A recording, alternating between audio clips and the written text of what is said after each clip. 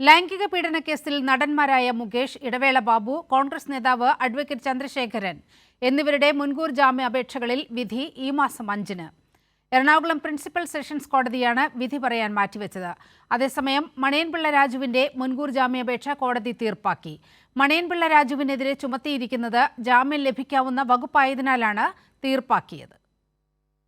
മുകേഷ് ഉൾപ്പെടെയുള്ളവരുടെ മുൻകൂർ ജാമ്യാപേക്ഷയിൽ 2 ദിവസം വിശദമായ രഹസ്യവാദം കേട്ട ശേഷമാണ് എറണാകുളം പ്രിൻസിപ്പൽ സെഷൻസ് കോടതി വിധി പറയാൻ മാറ്റിയത്.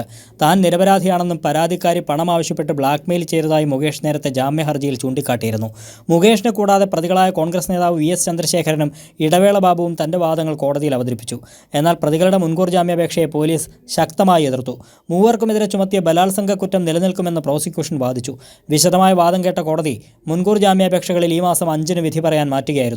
അതേസമയം മണിയൻപിള്ള രാജുവിനെതിരെ ചുമത്തിയത് ജാമ്യം ലഭിക്കാവുന്ന വകുപ്പാണെന്ന് വിലയിരുത്തിയ കോടതി മണിയൻപിള്ള രാജുവിന്റെ മുൻകൂർ ജാമ്യാപേക്ഷ തീർപ്പാക്കുകയായിരുന്നു. സാങ്കേതികമായിട്ടുള്ള തെളിവുകളും നമ്മൾ ഹാജരാക്കിയിട്ടുള്ള ഡോക്യുമെൻ്ററി എവിഡൻസുകളും പരിശോധിച്ചു. പ്രോസിക്യൂഷൻ്റെ സൈഡിൽ നിന്ന് ഹാജരാക്കിയ CDs മുഴുവൻ പരിശോധിച്ചു. വിധി പറയാനായിട്ട് മാറ്റിയിട്ടുണ്ട്. ആലുവയിൽ താമസിക്കുന്ന നടിയുടെ പരാതിയിലാണ് ബലാത്സംഗ കുറ്റം ചുമത്തി മുകേഷ്, ഇടവേള ബാബു, VS ചന്ദ്രശേഖരൻ എന്നിവർക്കെതിരെ കേസെടുത്തത്. ഈ സാഹചര്യത്തിലാണ് മൂവരും മുൻകൂർ ജാമ്യം തേടി കോടതിയെ സമീപിച്ചത്. അതേസമയം നടൻ സിദ്ദിഖിന്റെ മുൻകൂർ ജാമ്യാപേക്ഷയിൽ ഹൈക്കോടതി പോലീസിന്റെ വിശദീകരണം തേടി. 10 ദിവസത്തിനകം റിപ്പോർട്ട് നൽകാനാണ് നിർദ്ദേശം. സിദ്ദിഖിന്റെ മുൻകൂർ ജാമ്യാപേക്ഷ ഹൈക്കോടതി ഈ മാസം 13-ന് പരിഗണിക്കും. ഇതിനിടെ സംവിധായകൻ രഞ്ജിത്ത് മുൻകൂർ ജാമ്യം തേടി ഹൈക്കോടതിയിൽ ഹർജി നൽകി. ബംഗാളി നടി നൽകിയ പരാതിയിൽ നോർത്ത് പോലീസ് രജിസ്റ്റർ ചെയ്ത കേസിലാണ് രഞ്ജിത്ത് മുൻകൂർ ജാമ്യം തേടിയത്.